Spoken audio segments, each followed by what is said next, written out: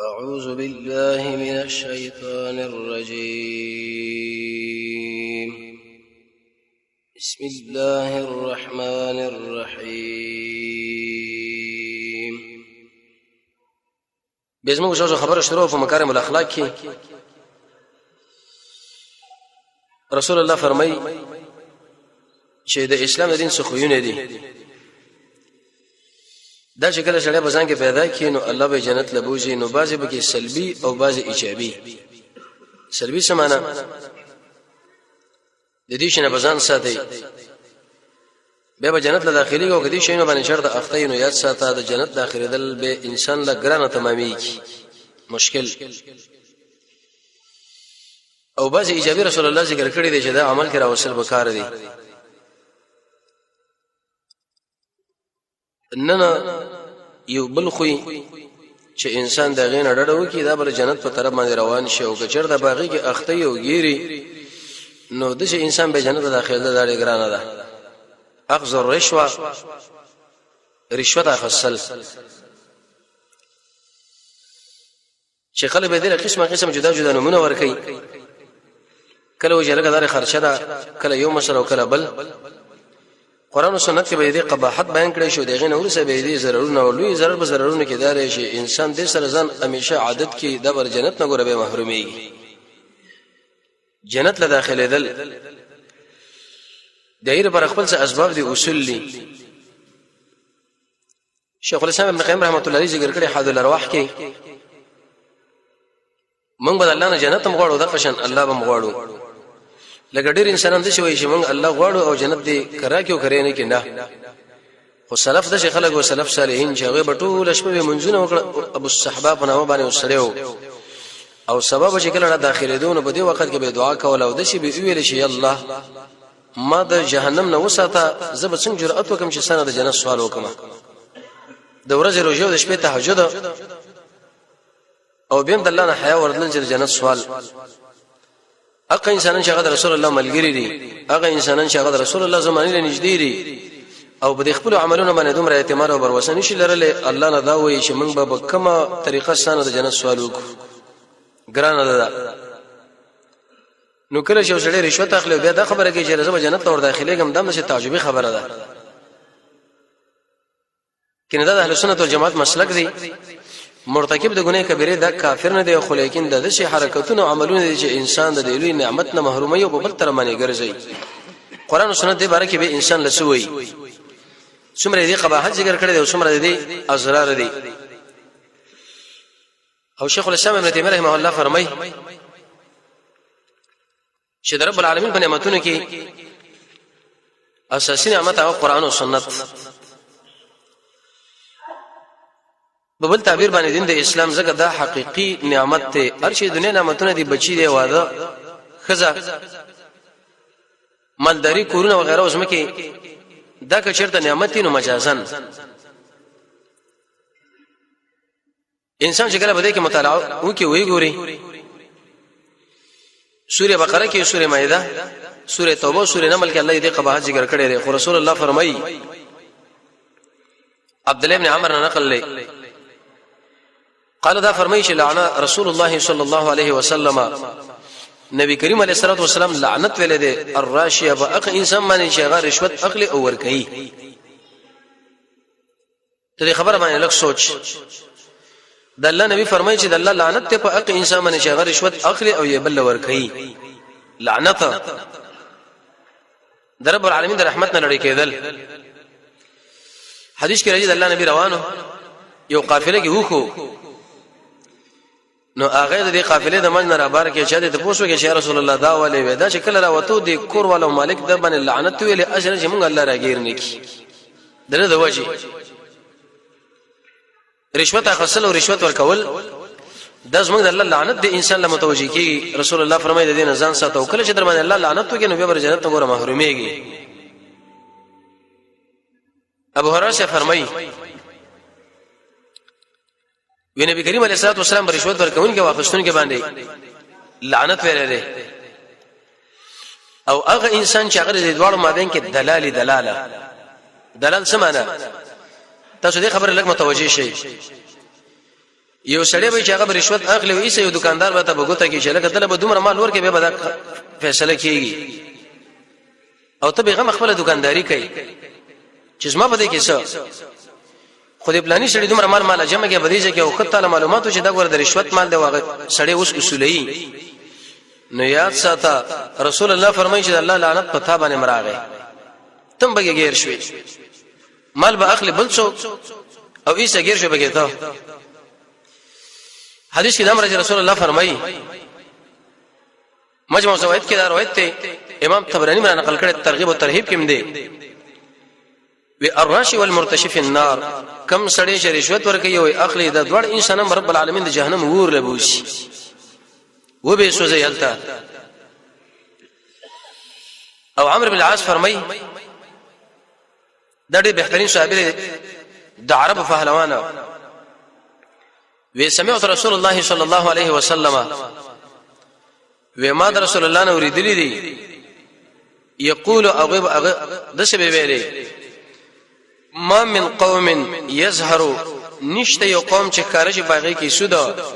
الا اخذوا بالسن مگر د انسانانو باندې الله وچکلی راولي وما من قوم نو د قوم نشه باغی کی رشوت اخصل د عام شه مگر د انسانانو مرعوبي دارن وي اردن کی وي دا چې کله به د شک مقابله او مخامخین رټینګ بینه ودریږي به بیره رشوت اخصل دا انسان من روب داخلي او قران کریم کې رب العالمین دا منافقانو په صفت کې ذکر کړی دی چې کله به یو ځای کې اسلام او د کفر مقابله یو د اسم مرعوب شي او تکتی وې دا چې انسان منافق دی او دا چې ځل ځان رسول غواړي چې انت بالکل امن او غړغړ غارو نه عبد الله بن عباس فرمایي وی نبی کریم علیه الصلاه والسلام فرمایلی دي چې کوم یو انسان رشوت اخلي الله رب العزت به دا لاس وتړي لاس او دغینه به ورسره به د جهنم په دیمنس کې دا ورغ ورځي او د جهنم دیمن د سړی ورسې کې تقریبا 500 کاله مزل لالته رشوت اخصل د دې سزا دار چې ساده لاس به ایست دي وتړل شي 60 سره او به رب العالمین تعالی ولې بډې او نشه کیفیت باندې ملائکه له امر وږي چې وای نه شي د جهنم له ورغ ورځي واغه به د جهنم د الله نبی فرمایي 500 کاله الله نه مزل لغیله چې اسی تعالی یو بزدق سزا در کوم د جهنم دی ورخته کوم او به درو باسم په سکند کې لا څومره ګرانه ده سخت خبره ده ابي امامه الباهلي فرمای د بهترین صحابي دی ابن کثیر بدریم جل کې لیکلي وای د شکل ایمان راوړو رسول الله علیه ویلي وېزم د قوم دعوت ورکوم د قوم ډېر سخت دریس خلکو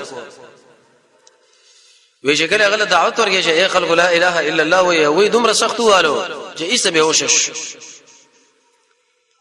به د قوم طلب د وبو کې شمال له ګوبره کوي ور نه کړی وې د سره یو شړې غونډه وده په ځما دراواچ ولا الله رب العزت وی ایسه دله یو طریقینا په یو کې سلوکی کې د څخه مسله برابر کړه او تند ورته ماته کړه د قوم کې وسړې او مشر ویلکه دا وګور ډېر مخاوري سړی دی داخله په دغه ډېر خپشي قومي سړی دی د زمنګ نه طلب د وبو کړه راځي چې د وبو خور کو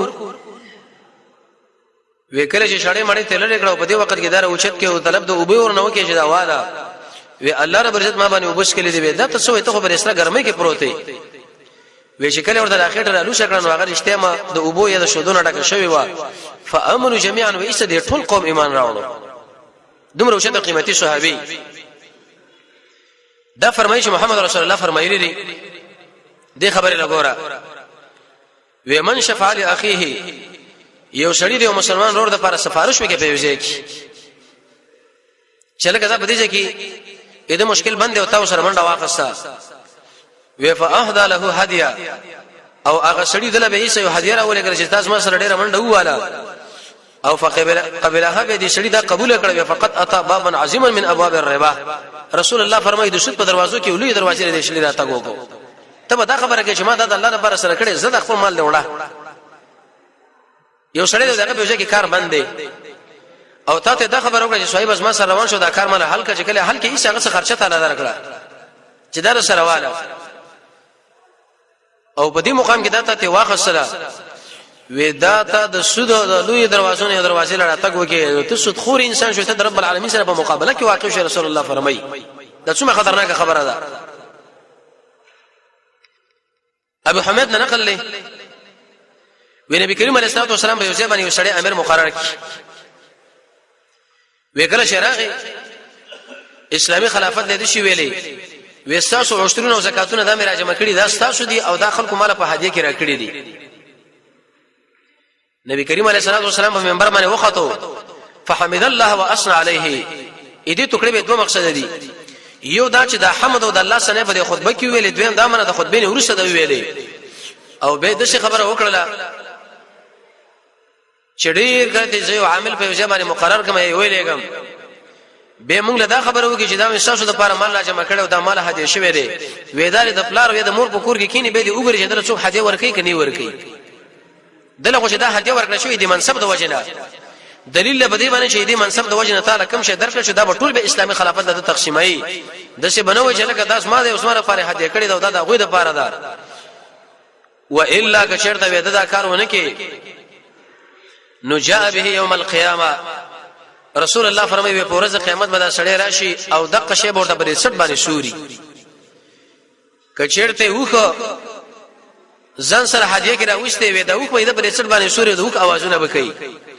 او که غوي چرته ځان سره راوښي نو د غوي आवाजونه وکړي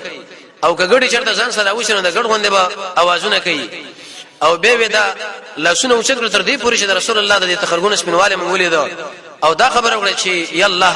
ما ګور دین دی خلکو لکه په پورا معنا باندې تشریح کې چې دا شی حرام دی دا شی حرام دی دا شی حرام دی بهم چې داخله کوي نو زم علامت نه ما دین بیان کړی دی دوی پویږي او ته پویږي جهنم به پویږي چې دا ولا مال په هدیه کې را کړو مال په دې کې را کړو بده کې عبد الله بن مسعود فرمای بلکې ودا ونی ولې شو د حبشو د اسمه کې او به 2 دینار ورکړ تر دې پورې چې ایساغه خوشی کړی شو نو ای سره دې ور باندې وکړي چې دا خو تعالی په دې مناسبت باندې درکړي چې تاسو ماره فاره د رشوت یو قسم د اسباب برابر کو هغه وشول وې دې لارې مار نه تیرې کو دا شمال مرا کوا ابن مسعود څخه بیا ویل دی چې رشوت پر جرګو کې ودا کفر دی او د خلکو په مابین کې ودا حرام خوري ده څه مطلب یو ځکه یو سړی باندې اسلامي حکم جاری کیږي غلې کړي د ولاستی کټ کیږي یا به تور مثال جنې کړي دا غوسره جمع کیږي او تا په دې وخت کې مال لا واغو سو غلې جب کې واچو ته د ایمان نه په اخلاص شوي خو ګره مسلمانانو مابین کې مالونه ور باندې سړی ځان له اصولي ودا ګره حرام خوري وکړه نو دلیل به دې چې دا خو ناروا دي لیکن د احکام په اړه کې خو بالکل به ناروا دي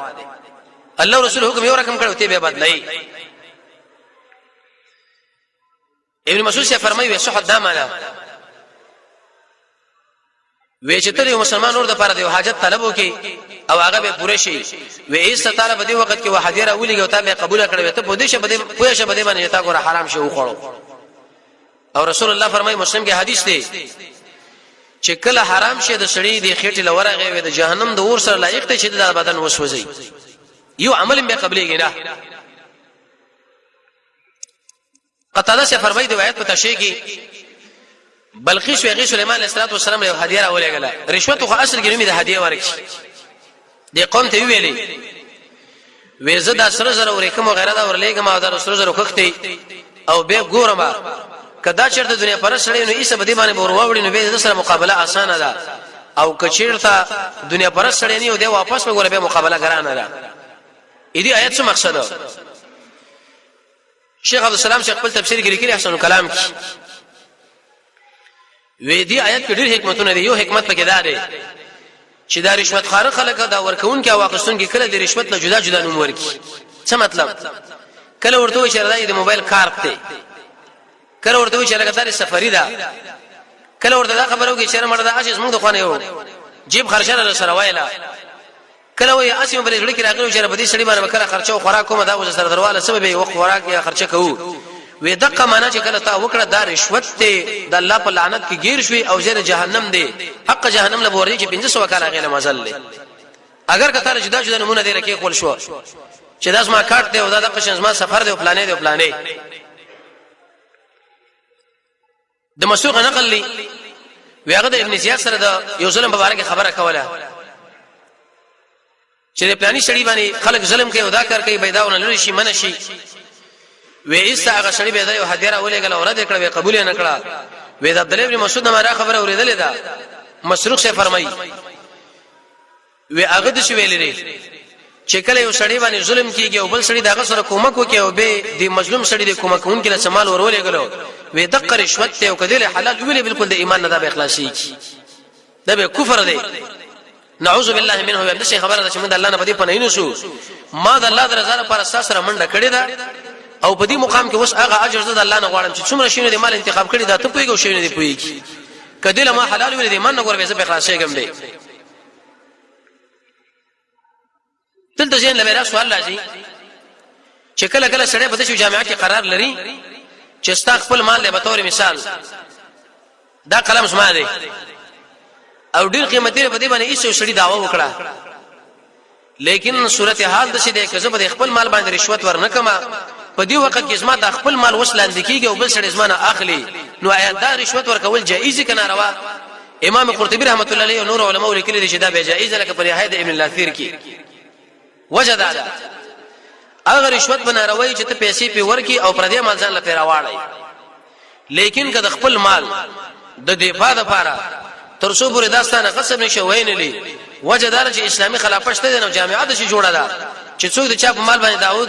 داوو وکي او دا به رشوت ورنه کې هغه مال ته ضبطيږي نو علماء لیکلي ته به بدی کې معذوري کتاور کتاب الله نه رانیش وجدار د تابعونو د جماعت ته دا خبره نقل الله قالوا ذي ویلي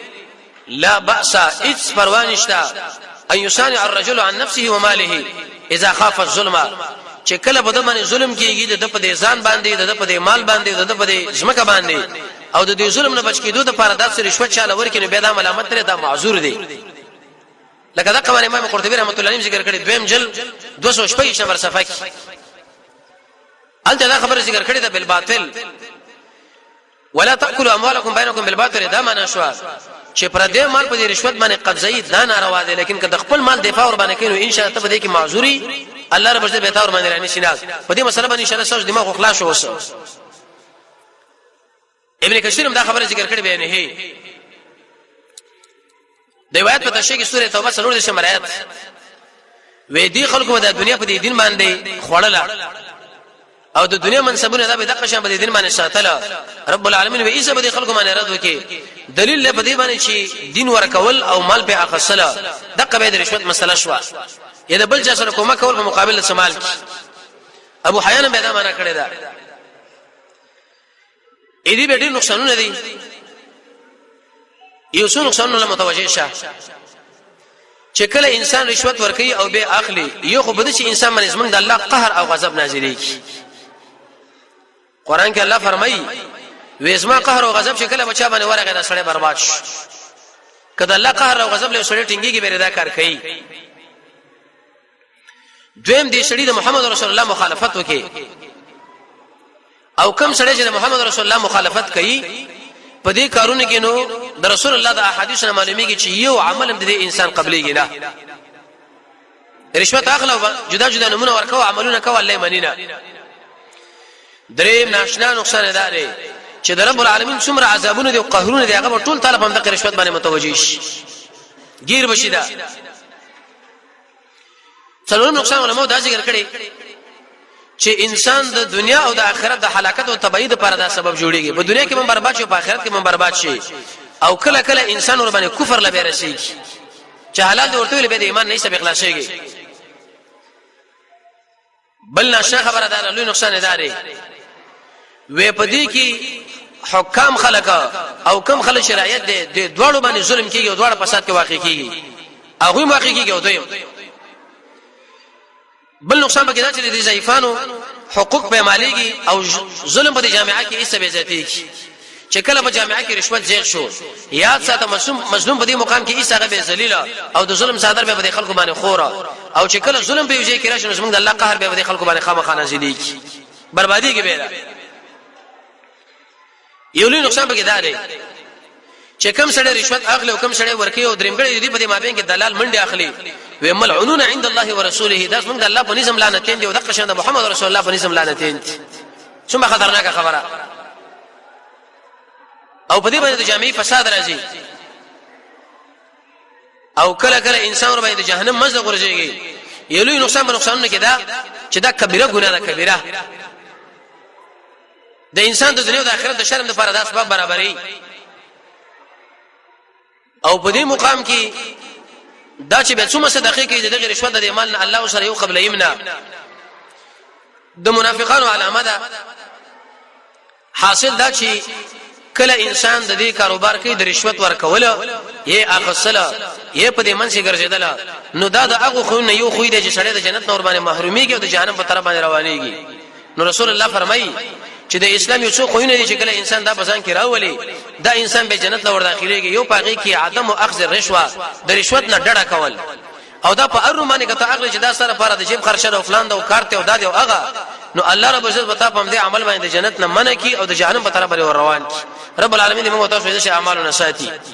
دا چټونه زید ان شاء الله سبب پیدا بیان کو رب العالمین موږ تاسو د قران او سنت بصیرت نصیب کی